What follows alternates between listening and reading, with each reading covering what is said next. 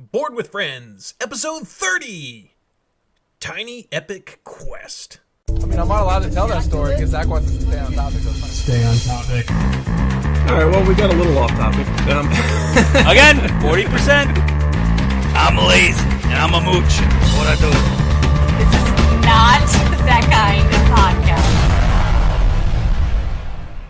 Welcome to Board with Friends, the podcast about hobby gaming and showing that we love a good quest. I'm Zach Dyer, and on today's episode, I am joined by the Launchpad McQuack to my Scrooge McDuck, Devin Decker.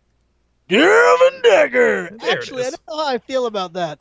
I don't know how I feel about being the launchpad to your Scrooge McDuck. I think I want to be the launchpad to your Darkwing Duck. I'd be okay with that, but I don't think you pull off the Drake Mallard of it all. See, I was thinking more of I was the more crotchety one and, less inclined to accept change, but I also do have an adventurous side. That's what I was thinking anyway. Plus, I just watched the new DuckTales, so I'm kind of on a kick because it was really good. At least in my opinion. I'm a pilot. You are a pilot. I'm a pilot. Since when was Launchpad a pilot? Did you like the new DuckTales? I love DuckTales. In fact, plug alert, Siegen and I, for our very special episode for August, dropping the last day of August, coincidentally enough, are recording a commentary track to that first hour-long episode. So if you liked the DuckTales reboot pilot, come join us at the Say Report to hear us make probably not very funny observations about it. Oh, do I get to do the intro? Yeah. So this is you asking me to do the intro for your very special episode again. You're the one who went to Disney World, man. This is true. I showed up. You know that, I didn't know about it? I showed up for game night at your house, and I stayed there for an hour before. I'm like, maybe he's not here. I'm betting my cousin who was watching the house found that a little awkward. No. No? All right. Strange. I'm just going to say no. Sam must have been happy to see you, though. All right. Yeah. All right. But he's happy to see anyone who has a leg and fingers to scratch his ears. So, do you know what the best Sam part is about this is? just to clarify that. What is the best part, Devin? The best part is right now, not only did we solve a mystery, we also rewrote history. Yes, we did. Mic drop. Oh, goodness. Oh, I love that show.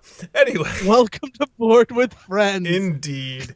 Anyway, as Devin kind of mentioned, I recently got back from a Disney trip, and anyone who follows us on Twitter, well, I was posting pictures of all sorts of weird stuff I found there. How to tie this into board games? Not a lot of people. This is a recent thing that Disney started doing relatively recently, I think within the last year or two. But they actually have a game that you can play while you are exploring one of their parks. The game is called Sorcerers of the Magic Kingdom. And as you can guess from the title of it, it's played in the Magic Kingdom. I was going to say Epcot. Yeah, they threw you off with the name. It's not the entire Magic Kingdom. They leave out Tomorrowland because I guess it doesn't fit thematically. But the idea is that Hades is trying to take over the Magic Kingdom. He's trying to get these crystals that give him more power so that he can take over the place.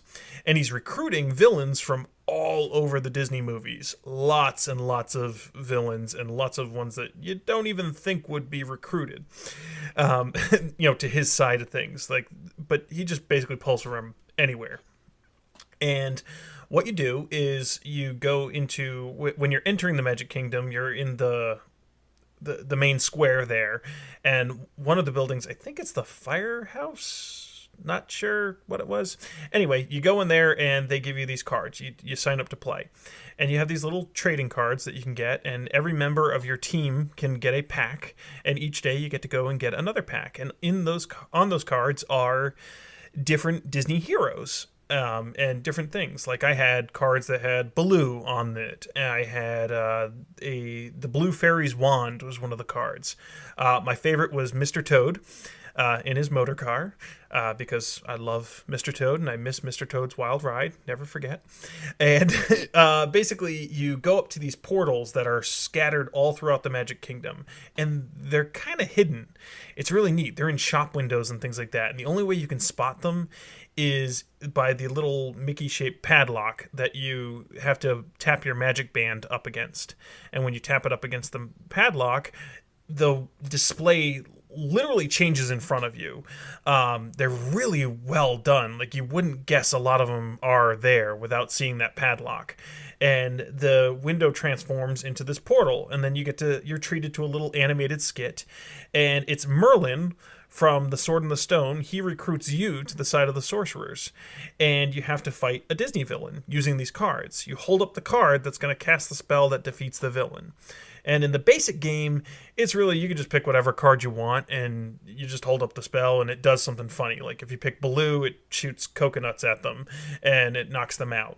I think one of the first villains we had to fight was Cruella de Vil, and her little henchmen. I forgot their names, because I haven't seen 101 Dalmatians in years. Horace and Jasper. It was probably Horace first, now that you say his name, and I am fully aware that you know that, and I appreciate that.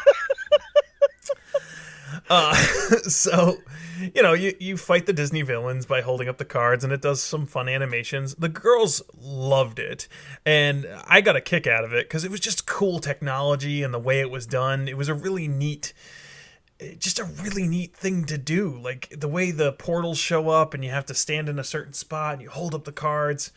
And once you defeat the game, like once you beat all of the sections, it still keeps going. Then you get to unlock the advanced version where it actually matters what cards you play. And the plot continues. You get to see more and more Disney villains get recruited. We ended up playing it 3 nights in a row, like 3 days, throughout 3 days, basically, the days that we were in the Magic Kingdom. Vanessa and I got to go out on our own. My mother was watching the girls because she was on the trip too. And Vanessa and I played. She just happened to be there. She just happened to be there. It was weird. It's strange. No, it was a big family vacation. But it was just really cool. We ran all through Frontierland and Adventureland, and we were playing the game and having a grand old time while we were waiting for fast passes and lines to die down because it's nothing but long lines there.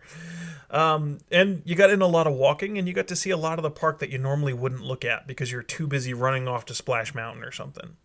So, and then you got a cool deck of cards when you're done with it. And because the game has been ongoing and constantly changing, if you go back in a year or two, you most likely still get to play, and then you can get more cards and more things to do.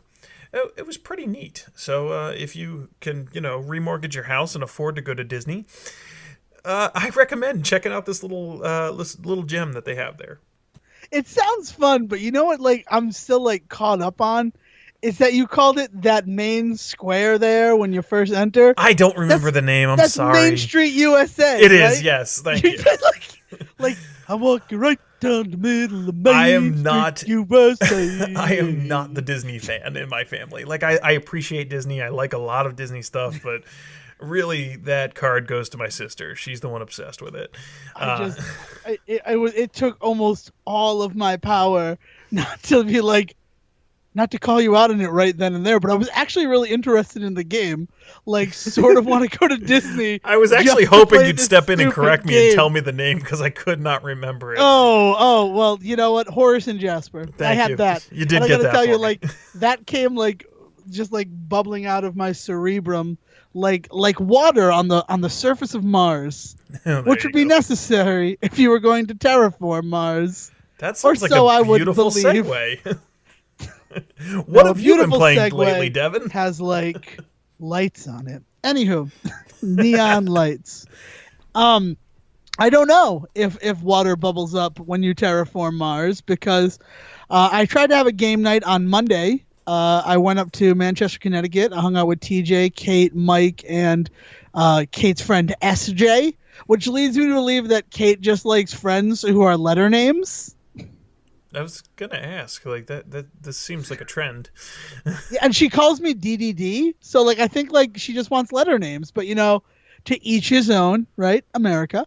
And we were going to play Terraforming Mars, which is a very in-depth resource management game excited. Like I was excited. Like I got there and I saw the board all set up, and I'm like, this is going to be a very fun night.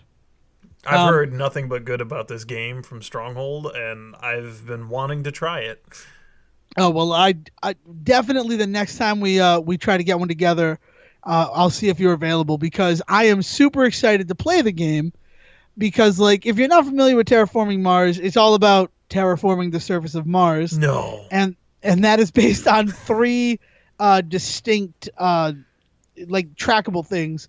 The oxygen level going up to 14% oxygen in the air, the heat going up to plus 8 degrees Celsius, which is about the temperature of Iceland, and having out 9 different oceans on the surface of Mars. So, that's where the bubbling water, right? It worked, kind of. The problem is we didn't even get through one round of the game. Like, all this setup, all this strategy put into it.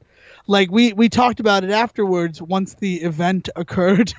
And the fact of the matter is we all had strategies, and it kind of stunk that, like, we didn't get to finish the game. But this is an important PSA for all of you people out there who play board games with large groups of people. Get separate tables for each of your guests. Go buy some TV trays, dinner trays, something like that, because drinks and food do not mix with board gaming.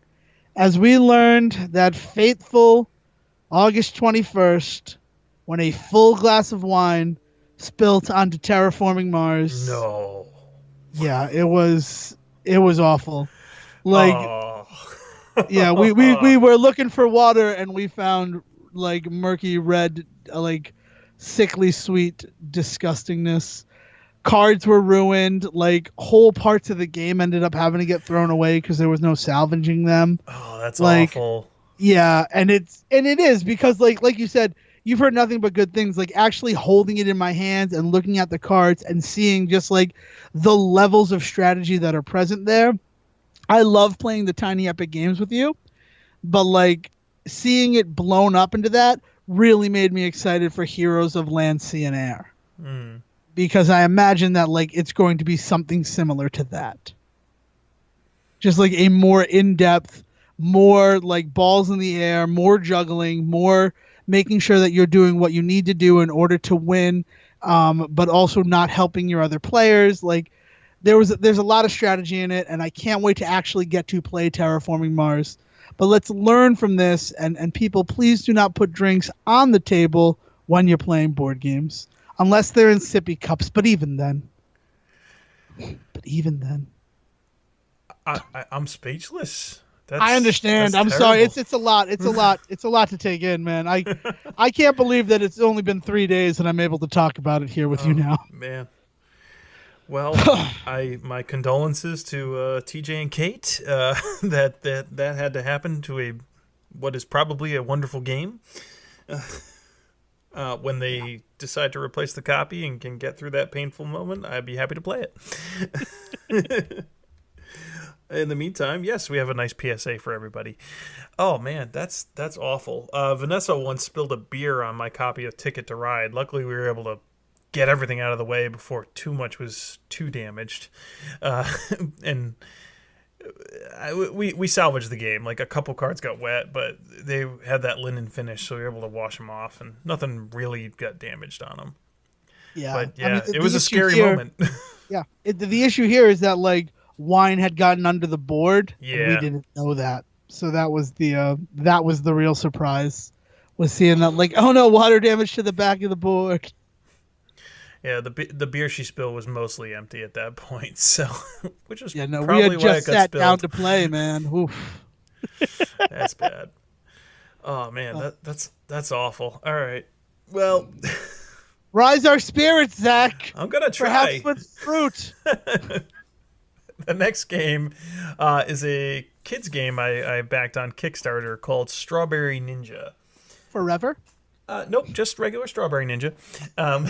It's from Strawberry Studios, go figure. It is more of a kids game. It's kind of lighter fare. What attracted me to it was the artwork, actually. It's very... I don't even know how to describe it. It's very surreal. It's just it's got a charm to it, and even when my oldest daughter Lily, when I showed it to her, she's like, didn't quite think that it was for her just because of the quirkiness to the art, I guess.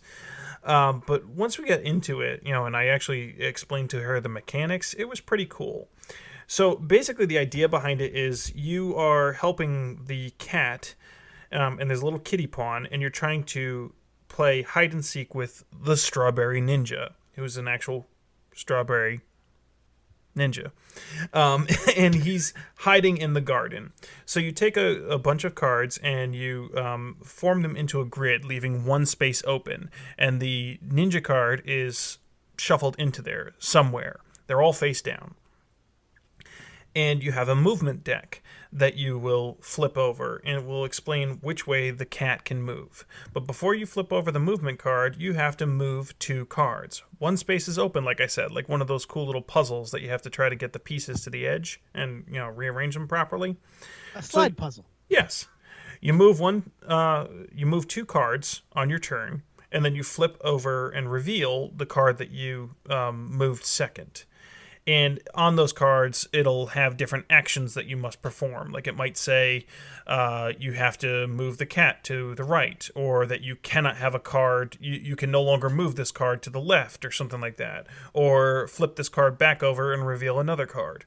And when you reveal them, you keep them up. Some cards that get flipped back over, there's a little bit of a memory aspect to it. And then you have to try to manipulate the cat by flipping over that movement deck, like I said. So the movement deck will allow you to move up or down, or left or right, or something like that. And you're trying to get the cat onto the place where you think the Strawberry Ninja is.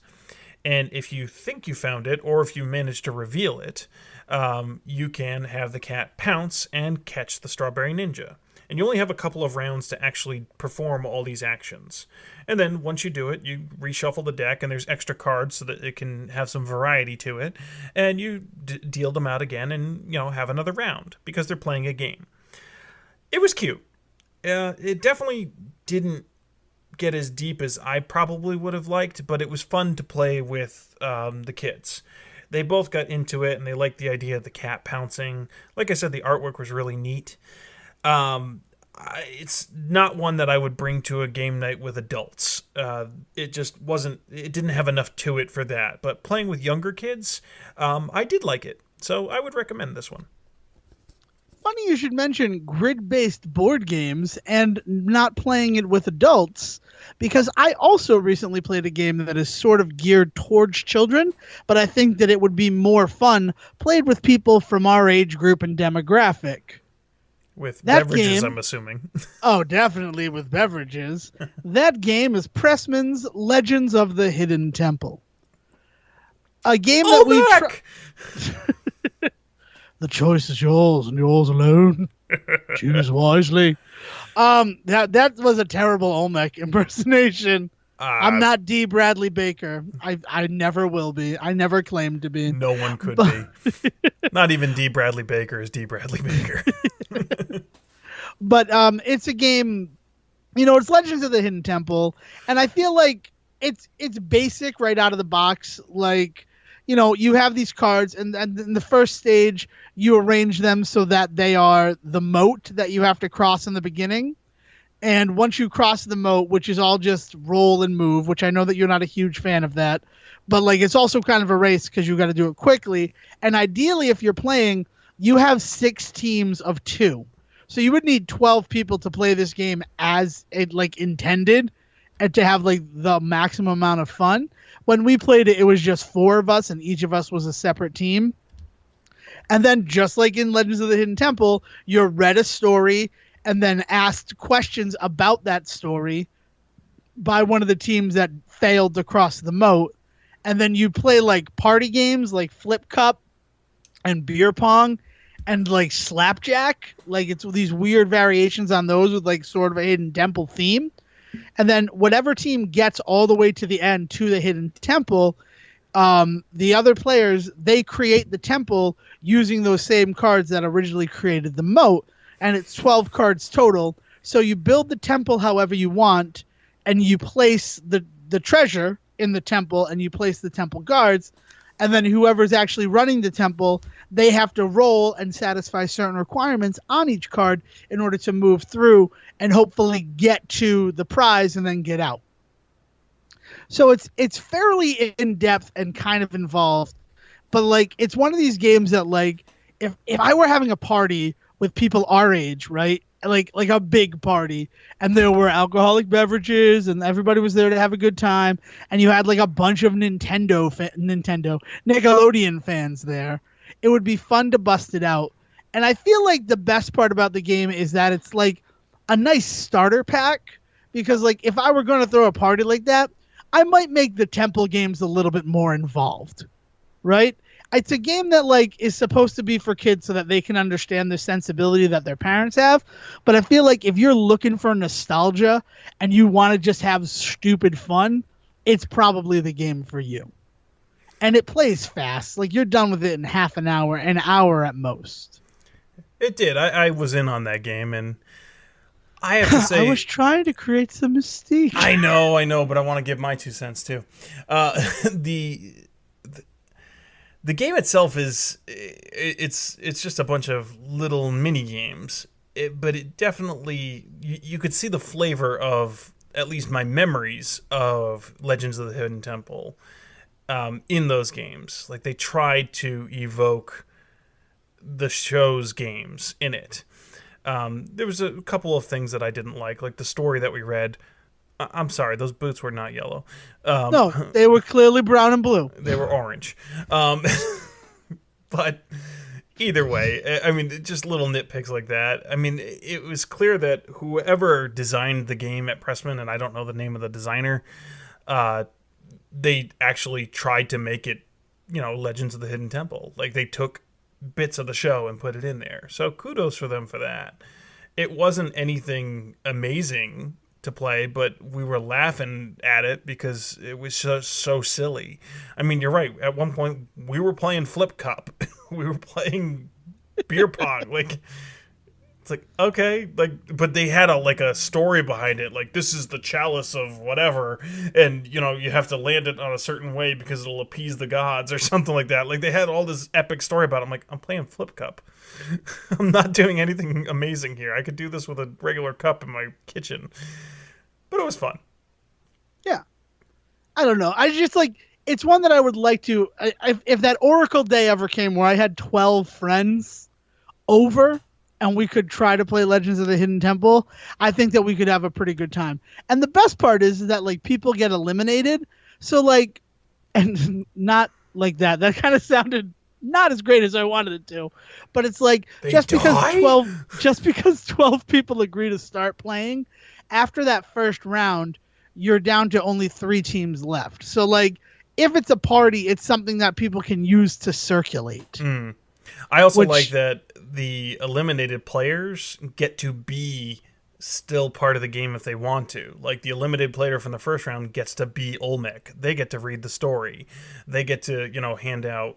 they're still involved in some way, even though they're not playing the game anymore. And I think the second player got to be Kirk. That's right.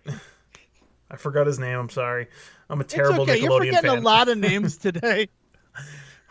Oh man, I'm bad at it. But I mean, it was an interesting attempt, and this seems to come from a line of nostalgic-driven games that are available at Target right now. Like they did the Oregon Trail game last year, which I actually have and have not played yet. Sorry, Mom, she gave it to me. But I thought you were just apologizing to your mother. It seems like the proper time. My mother or my sister gave it to me. I don't remember which one gave it to me, but they were really excited to give it to me because we used to play Oregon Trail all the time at the library that my mother worked at on the old Apple IIe computers. And that's the look that this card game that came out recently has. It looks like the original Oregon Trail. But now they have, they released Legends of the Hidden Temple out of nowhere. Then they released Where in the World is Carmen Sandiego, which I would actually like to try that one because I remember that show fondly too. There's a Mario card game that came out, and something else. Oh, they released the Saved by the Bell game for some reason. So it's a very 80s, 90s nostalgia line of games, and I don't know what's making them do it. The fact matters that nostalgia sells. It right does, now. yeah. I mean, you bought it. I did, right? And I was super excited because really I bought it for my sister, and when I gave it to her, tears of joy filled her eyes. She was very happy. And she's happy. like, this is the closest I'll ever get to being on the show. She was also really mad because she got eliminated first.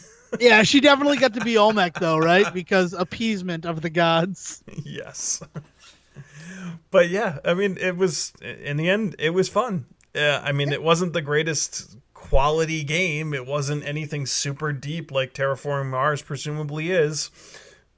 But I agree with you. It was fun. And in the end, isn't that why we board game? This is to true. have fun.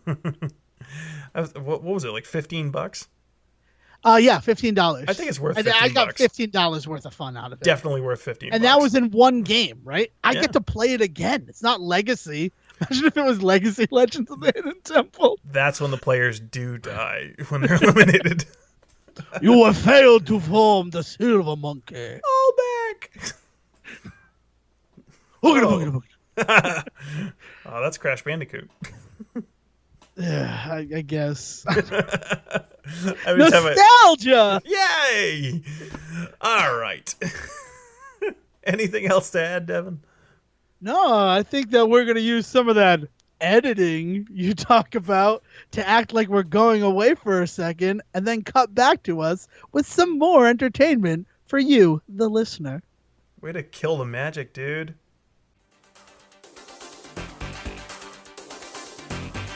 Dudes, it's totally time to listen to Fan Holes. What's that, Mikey?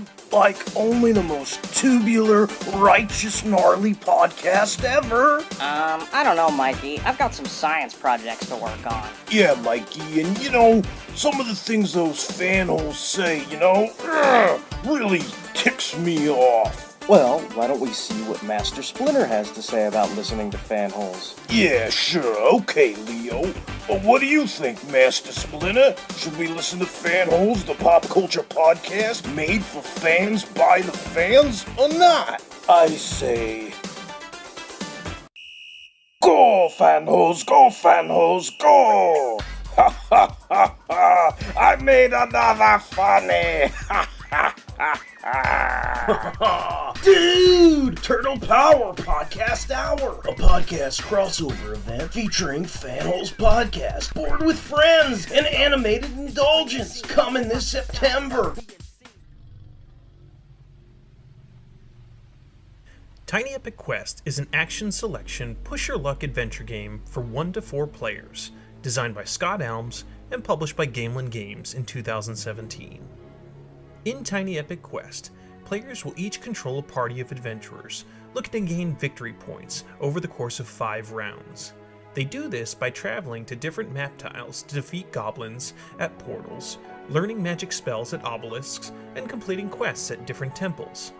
There are also grottos you can visit for instant benefits and castles to return to replenish health and strength. Each round is broken up into 2 phases. The day phase consists of movement actions. The active player will select a type of movement from the 5 types available, and then starting with the active player, everyone will choose one of their item meeples to perform that movement. You can travel by horse horizontally on the map, by river moving vertically, by griffin going diagonally, by foot 1 space in any direction, or by boat to any map tile along the border of the map. Once 4 movement types have been resolved, the phase ends and the players move on to the night phase. In the night phase, players begin adventuring. Players take turns rolling dice in an attempt to complete quests, defeat the goblins, and learn magic. The results of the dice are always shared. For example, if one player rolls 2 torches, and another player also needs torches, they can both use the results to move further along a temple. If the power symbol is rolled, the active player will gain that power. But if 2 symbols were rolled, the next player in turn order would gain that second power, and so on. All players risk taking damage with each die roll. Similar to Power, if multiple goblin symbols are rolled, the damage is dealt out first to the active player and then to each player in turn order until all damage has been dealt. If the magic symbol is rolled, the players will increase the level of magic in the air. Any player trying to learn a spell at an obelisk must get the magic level high enough to learn that spell. But when too much magic is around, it becomes dangerous and increases the risk of damage to all players. At any point, a player can choose to rest. They turn over their adventure card and are exempt from anything else that round. Once all players rest or get injured, the round ends and a new day phase begins. If a player completes a quest, they may gain a special item. Items are then placed on the item meeple of their choice.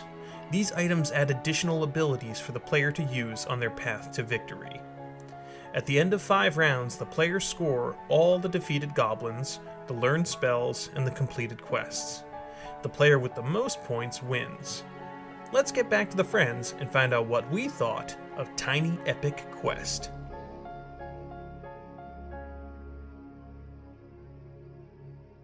And we're back talking about Tiny Epic Quest from Gamelyn Games, designed by Scott Elms.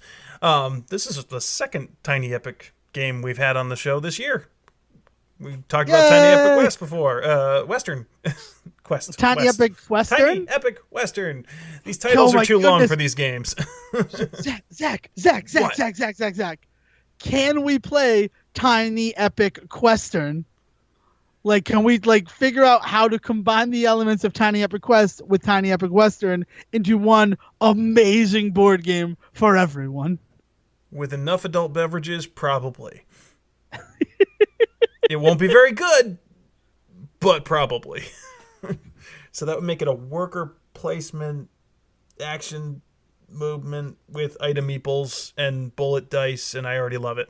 All right. Yeah, dude, we can totally make it work, right? Oh, you completed the quest, you get to play a game of 3-card poker. Yes. Completed quest advances that round. Oh my god, I love this. This was totally not what I was thinking. And then you accidentally called it Questern, and I'm like, build a title board games. That's right up my alley. That's going to be our side cast. Oh my god, Monopoly.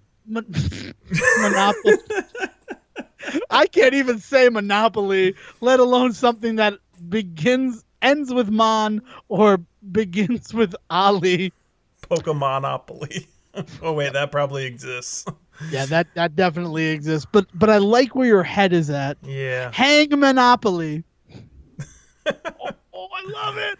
Anyway, Tiny Epic Quest from Gamelyn Games. So this was the 4th Tiny Epic game, 5th. I don't know. It's the 3rd one I own, and it's got some really good ideas in it. I'm gonna be honest. The reason I backed it on Kickstarter was again because of cool components. Just like with Western, I loved the bullet dice. On this one, it comes with these awesome item meeples, which basically they're meeples, which are the little wooden figures, but these are made with plastic, and they got little holes in their hands, and you can put cute little weapons and things and stuff to have them hold, and it's awesome. And it's also got some really great artwork that evokes a certain video game that I know someone who happens to be on the show today really likes. Legend of Zelda. Yes! It evokes Legend of Zelda. Which I want to play co-op. I'm going to put the call out on this show, too. If you're know a little bit about computers and want to try co-op Link to the Past, hit me up on Twitter at Devin D. Decker. Stop derailing my show. That's what I'm good at. That's true. true. Why you have me on. All right. Yeah. So, I mean, what did you think of the overall package when I finally, brought it to you and you got to see it, Devin? Well, you have been describing this game to me forever. You've been describing Tiny Epic Quest to me for what feels like ever, and I got to tell you, it still blew my expectations out of the water. Really? Like tiny item meeples were a game changer for me. The idea of them seems so kind of rote. It's of course that's something that exists. But then when I saw them in action, it really was a game changer. And then it brought you into the moment, the theme of the game, way more than they should have. Yeah, it really does. Like it brings you that much deeper into the game. And like as someone who's played Tiny Epic Galaxy and Tiny Epic Western, Tiny Epic Quest feels like the one that is most deserving of the epic title part of the title. I would absolutely agree with that. Yeah. Like Western, it does feel like a Western. You do feel like you're in a Western the whole time. But this one, it feels like there's so much going on for such a tiny game, and it blew me out of the water. Like the amount of strategy that I needed to bring to this game was such a surprise, and it was actually refreshing too. I love this game, and I am so upset that I have only ever gotten to play it one time. Only once? Oh, that's my fault. I played it multiple times. No, I would totally buy it, but also like this is a game that people want to play. Yeah. So like it's stupid expensive right now, or I probably would have broken down and gotten my own copy of it. And if I'm willing to buy a board game, then you know that it's good. And if I am, you'll know that it's a board game. Yes, exactly. You bring it into my opinion life. doesn't matter.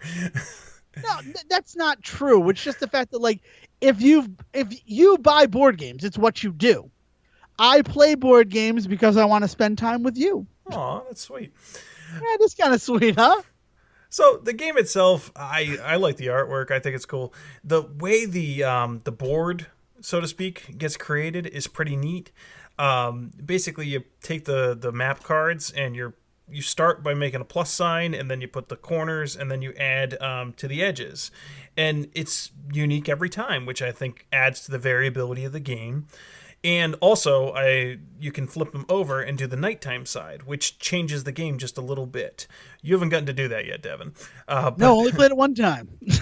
But it is pretty cool to do that as well. It changes what the grottos do and a few of the other places. Like it adds more just more variety to the game, basically. So it was neat that they did that. Now you get to have a whole other aspect that you get to explore once you do the daytime side. I also like that the phases in the game, you're using the daytime phase to move your guys around and get them into position, and then the nighttime phase is when the adventuring starts, and that's when you get to roll dice and usually cheer each other on or get really mad when someone rolls badly and everybody gets injured. I 100% agree. My favorite part of this game, and is crazy, I understand that, the movement elements are excellent. Like that is what like sets this game apart for me. Oh, it's nail biting, isn't it? Well, you know what? Okay, so you called me out already. I play a ton of The Legend of Zelda: A Link to the Past. It's like what I do. It's how I decompress. And part of that game, like because I've played it so much, is finding new ways to traverse areas that were not expected by the developers of it. So when Zach busts out this board game and sets it up, and then he explains how movement works, I'm like, oh, how can I break this right now? Because like just like Zelda, like you can move your horizontal and your vertical, but then there's a way to move diagonal, and then like there's my favorite part you can just walk, which takes you to an adjacent square. But the best part is traveling by boat, which allows you to go to any of the outside areas, and it's just like there's so much going on strategy wise for how you're going to move yourself, but also like he said, you're cheering on the other people that you're playing against because what they choose is also going to have a positive or negative effect on you. So like you have to think of like, well, I'm going to use the ship because there's a place I definitely want to go. But I certainly hope that Zach, when it's his turn, picks to move diagonally, because then I can get both of my meeples where they need to be. Mm-hmm. And then he picks the rivers, and I'm like, well, that just ruined everything. You got to be able to adapt, and that's one of I got to agree with you. It's like I said, it's nail biting because you're you're not sure which movement card you want to take because you know that you got to get to, a certain spot that's going to help you with the adventuring phase, but maybe you want to do this movement so that you can complete a quest or something like that early. Because there's quest cards in the game that a lot of them are, your meeples have to be a certain distance apart, or they have to be in a certain configuration on the board. And then if you complete that, you immediately get to take it as, victory for later. So it's nerve-wracking because, it's like, all right, I really got to take the ship movement, and everybody's happy that I took that, but then you are hoping that the next player is going to do the foot movement so that you can move in any direction or whatever. It's just, it was really stressed, but a fun kind of stressful. Yeah, like that's the thing. Usually, like the more you pack into a game, the less fun it can become.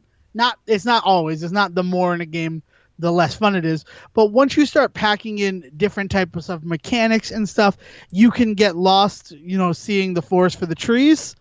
And this game, with as much as goes on during just a single turn, you're present. Like none of it feels like a distraction. None of it upsets you. This game is epic in every sense of the word.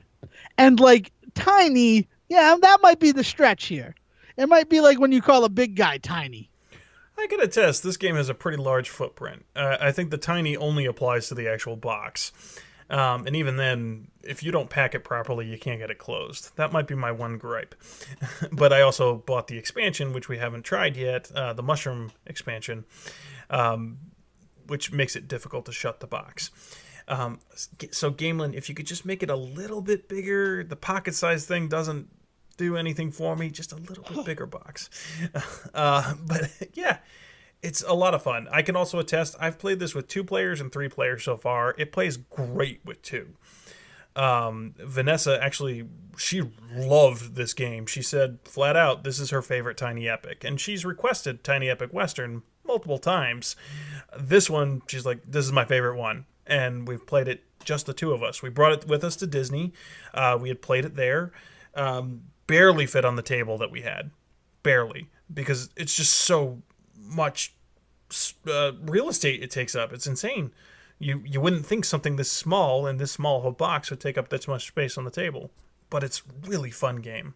Yeah, I agree with everything there. And the only regret I have about Tiny Epic Quest is that I haven't gotten to play more of it. Well, you certainly will. Oh, good.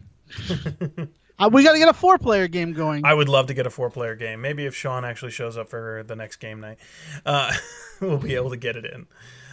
It's so far it's been great with the player counts that I've been on with it. I almost wish it could play 5, but I think that would be too much. Like, it's just the way the board is designed. I don't think it could do that. But I just want to introduce more people to it. And like I said, the item meeples are awesome.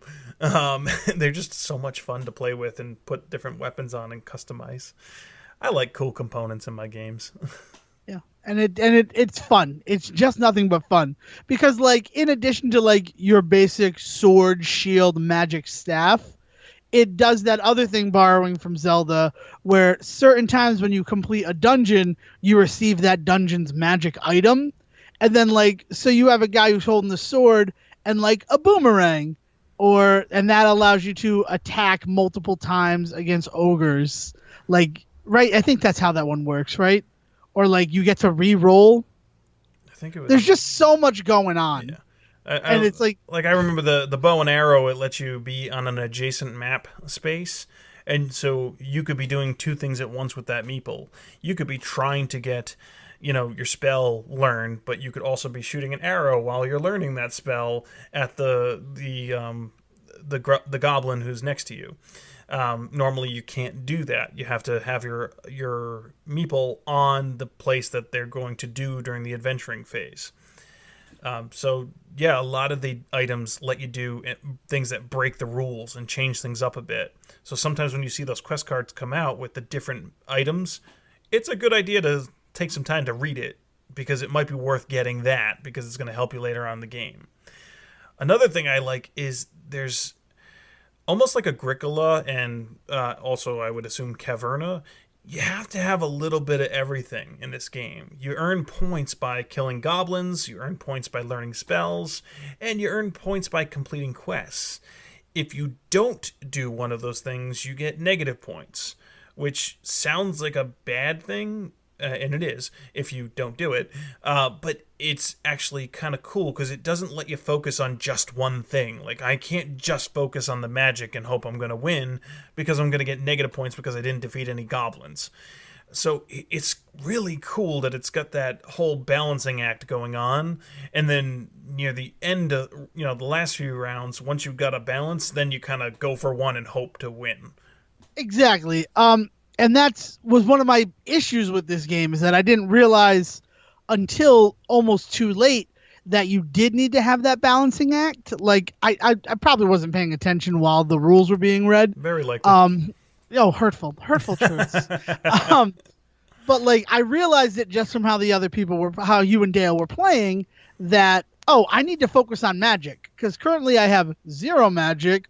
And I'll lose points for that. So like, that's why these people have been focusing on magic while all I've been doing is, questing. That didn't keep me from tying Zach for points. Dale ended up winning that game. Yeah, credit where credit's due. Yeah, she earned it. Yeah, she totally earned it. She kicked our butts. But yeah, so that is like probably because like in Caverna, I haven't played Agricola, but in Caverna, you need to balance it, otherwise you'll eventually stop being able to do things. Where like in Tiny Epic Quest, if you're not doing magic, it doesn't really affect how you're playing. Like, you might look at that and say, well, if I have no magic, what is it? I think you lose like up a max of 4 points. I don't have it in front of me to double check, but okay. It's not a huge penalty, but it's enough to I would still want to get like 1 or 2 so I don't get hurt by that. Exactly. But like, if it's something you're like, that does not interest me, I'm going to quest and quest and quest. And like, maybe you get things like one of the items allows you every time you enter a dungeon to start 1 square further than you normally would. Yeah, I think that's like, the lantern. So if you wind up with, I think it's the key, but once you wind up with something that like, it is more beneficial to me to try to clear dungeons every single turn, and in turn I will gain points that way. Like, it's weird that like there is that balancing act. Like, if you really want to succeed, maybe you should try to play balance, but the game also doesn't really force you into doing that. And that's something that I like, because the forcing of it in something like Caverna, for example, I didn't like that part of it, because it's like, well, like maybe I want to, like, maybe I've like calculated the risk, and yeah, I'm not going to have any grain, because like the 2 points I'm going to lose at the end for not doing that doesn't actually bother me as much as focusing on this. No, because you're right. If you move forward enough on one of the tracks, like if you kill enough goblins, the multiplier will, make it, the risk reward situation worth it. If I'm only going to lose 4 points, but I'm going to gain 16 points or whatever for killing all of these goblins that I get, then yeah, go for it. 12 is totally worth it. Mm-hmm. I mean, I agree with that, and I haven't gotten to explore it to that extent yet, which is one of the high points of this game, is that I'm really excited to try these different strategies. Even after the first time that I got to play it, I was thinking about that game over and over and over again. Like, okay, what do I want to do next? What do I want to try this time? It's gorgeous. Now, something we haven't touched on much is the adventure phase, which is a little bit different. Once you go into the night, you're done with all the movement, you go into the adventure phase. So the way that works is really interesting, because you're rolling these dice that have the different symbols on them that are going to let you do different things. They generate magic. They do hits against goblins. The goblins hit you. You're trying to get the scrolls and the torches to complete the temples. And it's just interesting because, people, even though you're all playing against each other, like I said earlier, you're cheering each other on because you want the other players to get good rolls because it's a community effort here. If I'm fighting the goblin, I want to cheer you on to, roll some hits so that I'm knocking out the goblins. And you get really mad when people roll the goblins hitting you because it's a community, everybody gets hurt. It's just kind of neat. Like, if one gets rolled, not a big deal because it's just them, but you have to divvy them up so that the next, if I roll 2 of them, I get hit and Devin gets hit. And I like that aspect of it, like that group, semi-cooperative, dare I say it, kind of aspect to the game. Well, it's interesting because it is definitely like whenever you rolled, I was like, hopefully he rolls this. Yes. Like I was always, first of all, it goes a long way in keeping you invested, which can be the death of a game like this. Yeah, there's no boredom. If you're strategizing, you're not present until it's your turn, and that can kill any board game, having a player not present. So you're invested in what everyone's going to roll because of how it can benefit you. But at similar to the movement in the first phase. Yeah, exactly. You need to. The strategy is that much deeper, but also in addition to that, like there are things that I don't want you to roll because it will benefit you, and it won't benefit me. So like it's this weird thing where I'm like, I'd really like him to roll a couple of torches because I'd like to finish this temple I'm exploring, but it would suck if he rolled some magic because the way the magic works, the fact that like the more power is like in the air, the more damage you take is terrifying to me. It's why like magic was like, I don't want to mess with this stuff. It seems too risky. I also like that when too much magic is in the air, it actually nullifies rolling the power. So you don't get any more power. It's so you kind of want to roll the power early so that you can generate some and get that resource for later. But also, if you need the magic to learn, it kind of nullifies that. It's interesting. Yeah, there's just so much that goes on in the game, and I love it. But it's all equal. Like it's all interesting. Like none of it is. I can't say a bad thing about this game so far. Yeah, again, my only thing. No, I understand that. We're not looking for negative things. Positivity, number one. But, like, seriously, when the worst thing I can say about a game is I haven't gotten to play it enough, that's a game that you got to get. That's a game that you got to play. You got to at least try this one out. And this is the first Tiny Epic game that I would, like, say is must play. And I love Tiny Epic Galaxy. But Tiny Epic Quest, like, all of the things that I knew they were capable of are on display and working magnificently in this game. I think when we go to PAX Unplugged, I'm bringing all the Tiny Epics with me. We got to have like a Tiny Epic marathon. Like we'll just play through them all. And Tiny Epic Western. By then I'll have rules. Of course, yes. That'll be the last one we play. How can we fit Galaxy into that? I don't know. I was trying to do that, and I'm like, Devin, do not tilted windmills. I mean, final thoughts, Devin, go ahead. Final thoughts are, I feel like I just gave them, but honestly, you kind of did, yeah. This is a game that's worth playing. It's really expensive right now. I have been checking and checking and checking. So if you have a friend who was like lucky enough to get it because they backed the Kickstarter because they knew how great it was going to be, sight unseen, definitely get. I'm trying to think of the word. Cajole them as much as you can to convince them to come over and play this game with you, because I don't know how it could disappoint you.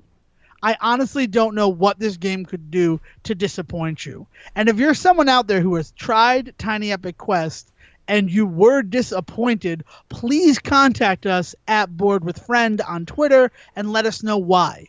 Because it's so well thought out. Like it's been game tested to the point of like, I can't think of no way that this game would be a disappointment in any way, shape, or form. And that's high praise. I I have to agree with everything you said. Scott Elms knocked this out of the park. Like, this is fantastic. Like, Gamelyn Games has put out some really good quality stuff in all of their games so far, and I, like you mentioned earlier, I'm really looking forward to Heroes of Land, Air, and Sea. But this one this is going to hold me over until that comes out. I know, the Tiny Epic series, like, none of them have anything to really do with each other other than the name and, like, the design constraints of putting them in these little boxes. But these games are just getting better and better. They're fitting more and more game into these tiny little boxes. And I'm loving this thing. Like, Vanessa loved it. She said it's her favorite. I didn't like Western as much as I like Galaxy, but this is my favorite. I'm saying it right now. This is my favorite so far of the Tiny Epic games. And I have too many wins in Galaxy to say that it's not my favorite. Galaxy is my favorite. But once I get some more time questing in a tiny and epic fashion, I feel like it would be a heavy contender. I think this one offers more gameplay. Like, oh yeah, definitely, without question. I mean, it seems unfair to compare these three games because, like I said, they're not like anything close to, like, they have nothing to do with each other other than the name. But you're kind of going to, just because they're all from the same series. And I love Tiny Epic Galaxies. I thought it was great. I love the follow mechanic and everything like that. But this takes that idea of, looking at what everyone's doing on their turns and paying attention and all that, but with the movement the way you share movement, one person gets to pick it, but everybody gets to do it. The way you're invested in each other's adventuring when you go into into the night phase. It just, and all the stuff you get to do, like going to the different grottos and learning the spell. It's just so much fun. And just the icing on the cake is these awesome components. These item meeples are so cool.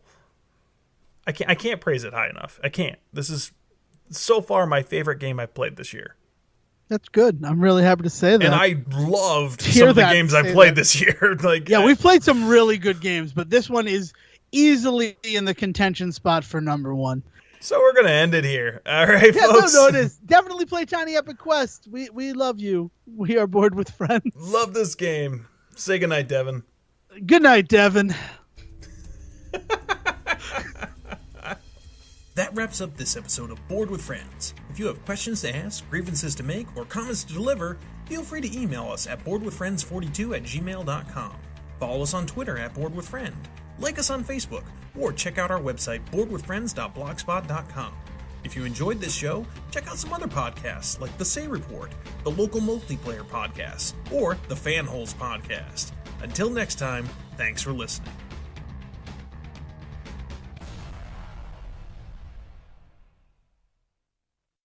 Did you just explain sound editing to the guy who has a degree in it? I guess. This is recording, right? It is. I'm sorry. Awesome. Awesome. And that's probably going at the end of the episode. Oh, I'm fully aware. Oh. Sorry. No, dude.